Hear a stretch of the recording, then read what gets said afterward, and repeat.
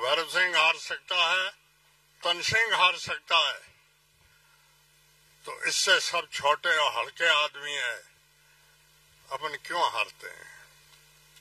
उसका कारण साफ है, सच्ची लोग नहीं कहते हैं। उस जमाने में जाट, मेघवाड़, मुसलमान कांग्रेस के अपने आप में सीधे वोट मानते थे और 99% वोट कांग्रेस के हक में डालते थे, तब वो जीत के गए। आज वो जमाना आप खुद ने बदल दिया है। अभी विधानसभा चुनाव में हम हारे हैं, हमारे भारतीय जनता पार्टी ने हमको नहीं हराया। भारतीय जनता पार्टी के उम्मीदवार की जमानत जब्त हुई, तो हम कैसे हारे हैं? हमको कांग्रेस के लोगों ने हराया, जो अपने आप कांग्रेस के धनी कहलाते हैं। उनका नाम मैं लेना नहीं चाहता हूं। और अभी मैं इतना ही कहना चाहता हूं कि आप कांग्रेस के लोग ईमानदारी से कांग्रेसी हो जाओ, तो ये सीट कांग्रेस को मिलेगी। बीजेपी चाहे आसमान तक जोर लगा दे, कुछ नहीं होगा। और जो विधानसभा में आपने जाति का ग्रुप अलग अलग चलाया धंधा, वो चला तो अपन हार जाएंगे। अभी भी मैं आपको बात सुनाऊं, राजस्थान पूरे में 40-41 जिला कांग्रेस कमेटी है। जिला कांग्रेस कमेटी का अध्यक्ष कहीं से भी कांग्रेस उम्मीदवार के खिलाफ चुनाव नहीं लड़ा। बाड़मेर जिला अध्यक्ष कांग्रेस का चुनाव लड़ा, और वो आज इस मीटिंग में उसके आदमी एक भी नहीं है, न खुद है। और कल मीटिंग वो अलग बुला रहा है। तो आप सीधी मान लो यहाँ 2 ग्रुप कांग्रेस के हैं, और ये 2 ग्रुप आज तक नहीं रहेंगे, अगले 40 सालों तक रहेंगे। 40 साल तक यहाँ से मुसलमान एमएलए नहीं जीतेगा। ये मुसलमान दिमाग से बात निकाल रहे हैं, क्योंकि मुसलमान इस सीट से 22% है। 78% यहाँ के वोटर हिंदू है। मुसलमानों में चाहे छोटा भी एक ग्रुप अलग हो गया, तो हिंदू इतने बेवकूफ नहीं है जो आप मुसलमान को वोट डालें। कोई नहीं डालेगा। मुसलमानों से तो ये सीट चली गई, न मिलेगी। मेरा तो भाई उम्र के लिहाज से भी आगे कोई चुनाव नहीं लड़ना, न लड़ूंगा, और आगे वाले चुनाव तक हम रहेंगे कि न रहेंगे। हमने हमारी उम्र सन 55 से कांग्रेस के सदस्य हैं, और आज तक कांग्रेस पार्टी में रहे हैं, और दूसरी पार्टी में हम एक दिन भी नहीं गए हैं। और आज भी हम चाहते हैं कि हमारा कांग्रेस उम्मीदवार जीत जाए। आज जो आदमी अलग पार्टी बुला रहा है, वो जाटों का आदमी है। चुनाव प्रचार में जगह जगह कहा है कि ये जाटों का है। इसका नाम फतेह खान नहीं है, इसका नाम फतेह राम है। ये अगर नहीं किसी ने कहा है तो मेरे से पूछ लीजिए। तो आपके ये फतेह राम 2 ग्रुप खड़ा करेगा, और शिव कॉन्स्टिट्यूंसी की हालत अच्छी नहीं रहेगी। मैं आगे आपको इतना कहना चाहता हूँ, कांग्रेस पार्टी और भारतीय जनता पार्टी का मुकाबला है। निर्दलीय चाहे कोई भी जीतो चाहे हारो, आखिर बीजेपी है। और यहाँ पर भारतीय जनता पार्टी को हमेशा वोट इकसाई होकर के केवल मुसलमान नहीं देते हैं, बाकी आप सब लोग देते हो। आजमाइश के तौर पे देते हो, अदावती भी देते हो, और अपने स्वार्थ के लिए भी देते हो। और आज दुखी भी सबसे ज्यादा इस जिले में, इस देश में मुसलमान है। कांग्रेस का अभिन्न अंग ये जात है, और सबसे ज्यादा दुखी ये है। मैं आप सभी से पूछना चाहता हूँ, इस जिले में 21 पंचायत समिति है, 17, 21 तहसील है, एक चपरासी मुसलमान है क्या?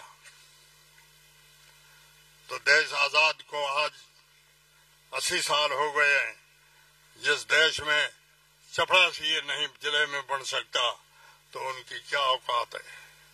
ये तो मुसलमानों की औकात रही है, और अब धीरे धीरे थोड़े थोड़े मुसलमानों में पड़े हैं। इसलिए मुसलमान भी विचार करते हैं कि अपना वोट ये खालसे का मानते हैं कि मुसलमानों के लिए कोई दूसरा रास्ता नहीं है, ये जाएंगे कहाँ? और ये तो वोट कांग्रेस को ही देंगे। यारो काम हुआ चाहे न हुआ परवाह मत करो, दूसरा नाराजी करने की कोशिश करो। अब इनमें भी ये रोज चर्चाएं होती है और मेरे पास डेली इनकी बातें आती है। मुसलमानों की हालत हरिजनों से नीची है, चाहे भले कोई माने चाहे न माने। मैं सभी आपसे चाहता हूं, डेमोक्रेसी का अर्थ ही है सबको बराबर रखो, बराबरी में जाति के हिसाब से रखो। हम भी यहाँ 16% है और शेड्यूल कास्ट भी 16% है। शेड्यूल कास्ट के यहाँ 5-8 हजार सरकारी कर्मचारी है, हमारे यहाँ 200-100 भी नहीं है। तो ये मुसलमानों के साथ अन्याय। अभी भारत सरकार में एक बिल पास हुआ है, वो भी केवल मुसलमानों के खिलाफ पास हुआ है, जिसका किसी भी कांग्रेसी सांसद ने भी कोई ऑब्जेक्शन नहीं किया है, इसलिए हम कांग्रेस से भी नाराज हैं। उन्होंने ये बिल पास किया है कि अफगानिस्तान, बांग्लादेश और पाकिस्तान से कोई मुसलमान इस देश की धरती पे आएगा उसको नागरिकता नहीं मिलेगी, और दूसरी जातियों का कोई भी आएगा उसको 6 दिन में नागरिकता मिलेगी। ये कहाँ की बराबरी है? ये किस बात की सेकुलरिज्म है?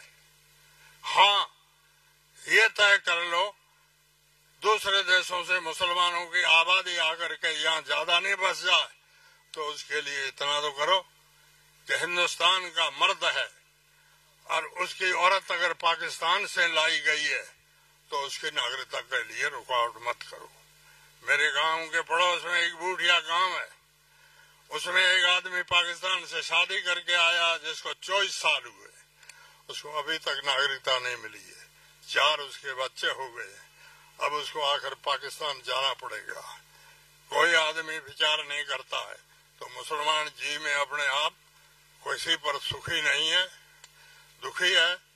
और मैं आप लोगों से इतना ही चाहूंगा, मेरे खिलाफ लगातार वोट 2 जाति देती है, एक तो शेड्यूल कास्ट देती है और एक जाट देते हैं।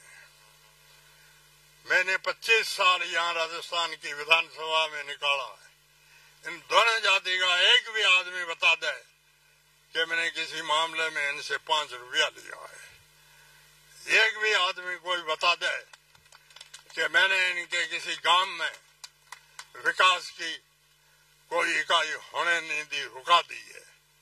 पिछली बार भी मेरे को वोट नहीं मिले, लेकिन मैंने ढगारी, शास्त्री गांव, रातड़ी गांव, धरानी मेघवालों की ढाणी, भिंडानी मेघवालों की ढाणी, समेलों का तला, देदू शहर, इन मेघवालों के गांव में हर सेकेंडरी स्कूलें खोली है, यहाँ मुझे एक भी वोट नहीं मिला है।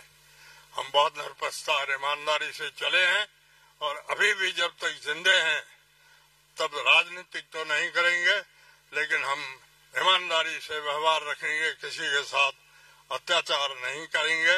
लास्ट में इतना ही कहता हूँ कि अपना MP साधारण और शरीफ आदमी दिखता है, इसको जिताने की कोशिश करो। जय हिंद, धन्यवाद।